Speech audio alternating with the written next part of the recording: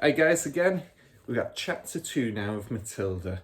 This chapter's called Mr. Wormwood, the Great Car Dealer.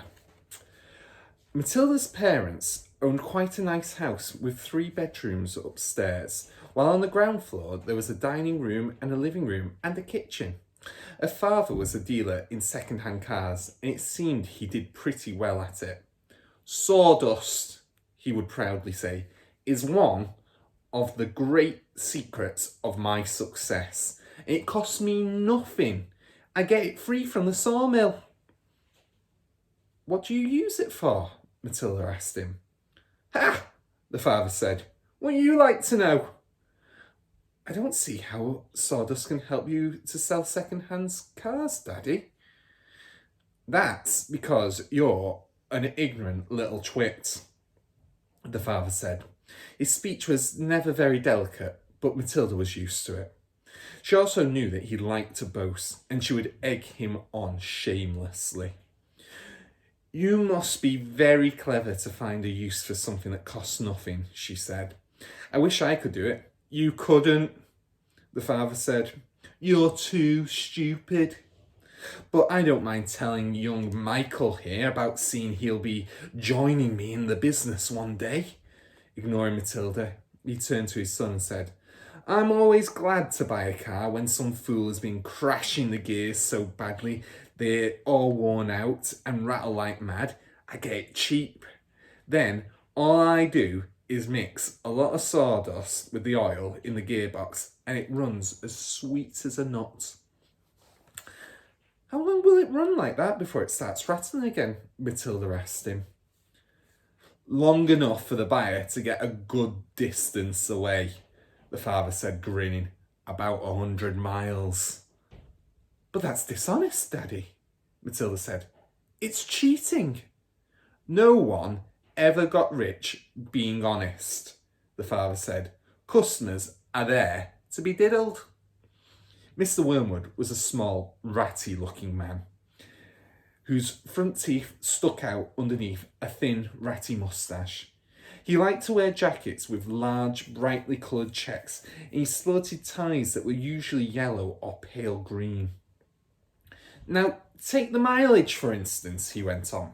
Anyone who's buying a second-hand car, the first thing he wants to know is how many miles it's done, right?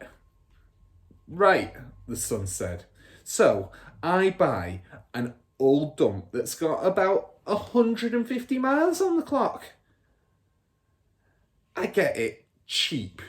I get that 150,000 mile car cheap. But no one's going to buy it with that mileage on it, are they?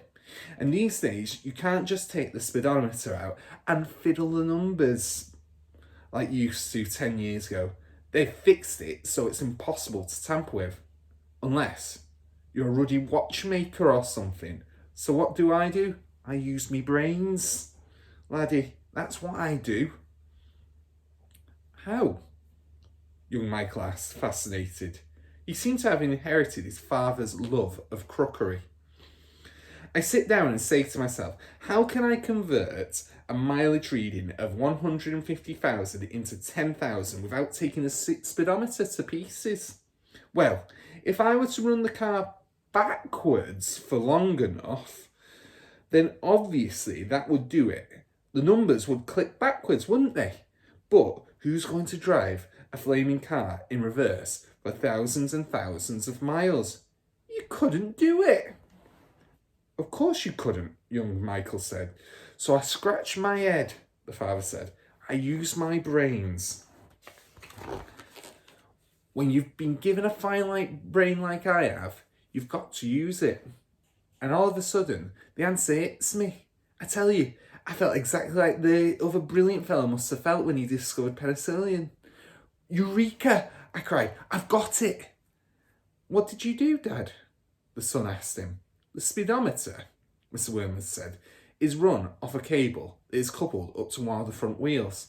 So first, I disconnect the cable where it joins the front wheel.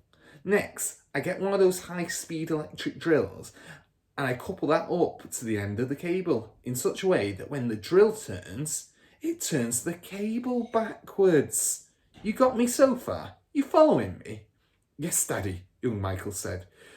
These drills run at tremendous speed, the father said.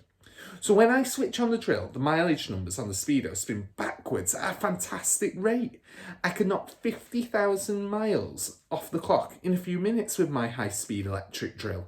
And by the time I finish, the car's only done 10,000 and it's ready for sale. She's almost new, I say to the customers. She's hardly done 10,000.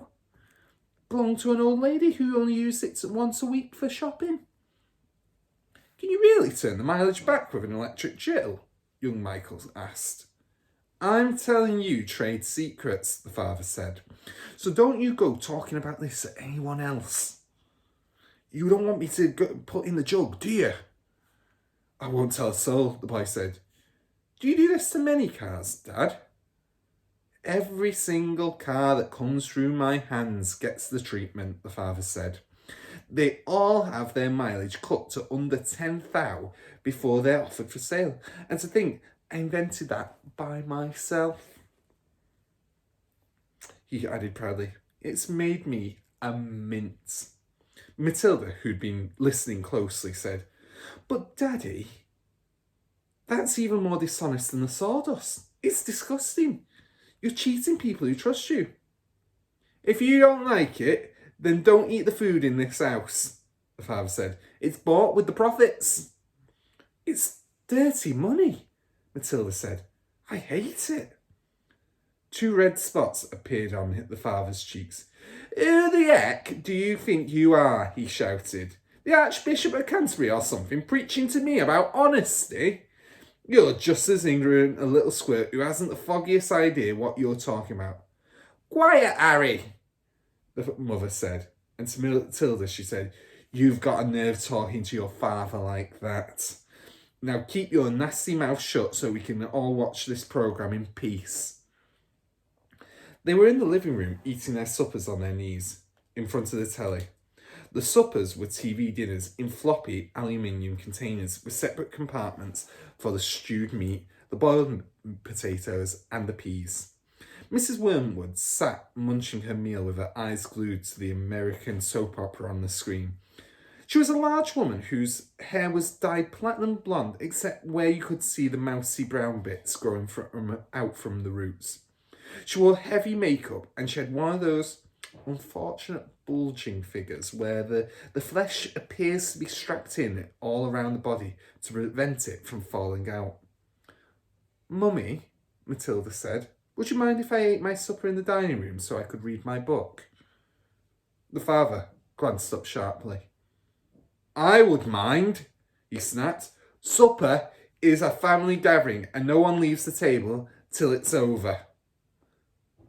But we're not eating at a table, Matilda said.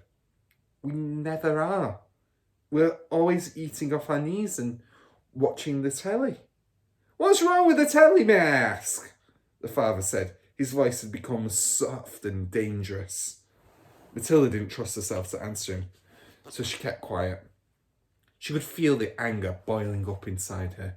She knew it was wrong to hate her parents like this, but she was finding it very hard not to do so.